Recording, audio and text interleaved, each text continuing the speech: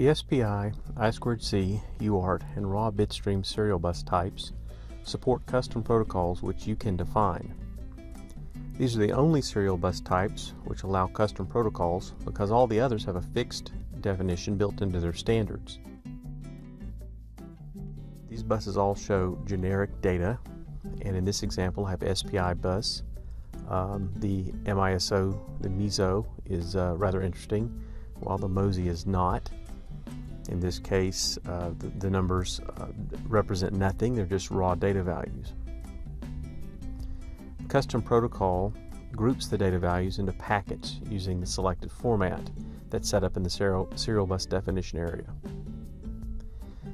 The available formats allow several combinations of a command value, an address value, a packet count value, the raw data, and a CRC value.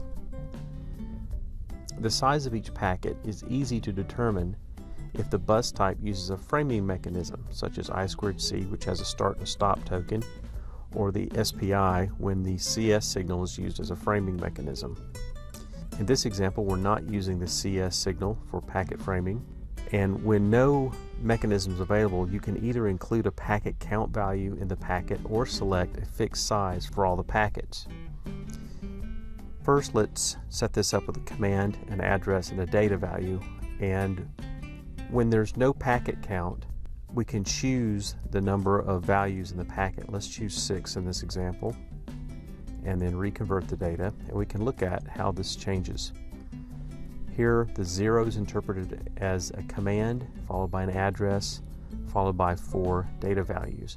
And in this example, there are a total of 6 values in the packet.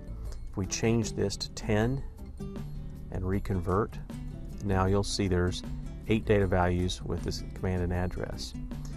Choosing a packet count value, a different format, command followed by address, followed by a count value, that eliminates, we can reconvert the data, that eliminates the packet fixed size. Instead you choose the source signal in the SPI bus for the count. It will always come from either the MISO or the MOSI signal. Now this doesn't apply obviously to I2C or the UART, but in this case you can see there's 2, the count value, the DLC is equal to 2, so both these packets have 2 data values. In this case, going farther in the data, there's 7 for the data count, so there are 7 data bytes in this packet, and so forth in the data. When the software cannot tell where the first valid packet begins in the trace data, there's no framing mechanism, it just assumes the first value is the start of the first packet.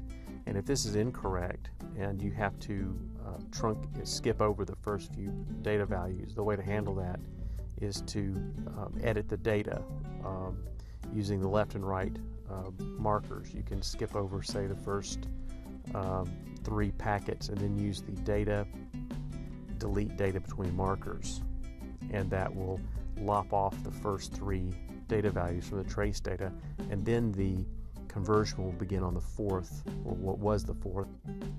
And finally, symbol tables can be loaded into each of the command, address, and data fields, and that's these buttons down here. I've got a simple text symbol file I defined for the commands, where 0 is a read, hex 5 is a write, 0E is a read to, and so forth, and I put FF as a no-op, just as an example. And let's load the file in. These 3 buttons down here, when you choose protocol, here's the file, and now it's loaded. We can look at the data, and now you can see that the symbols are loaded into that field. You can do the same thing for the address, load a different symbol table for the address and the data. Loading the symbol table file into the command values makes the converted trace data look like a bus protocol. The next video discusses the flying lead set colors.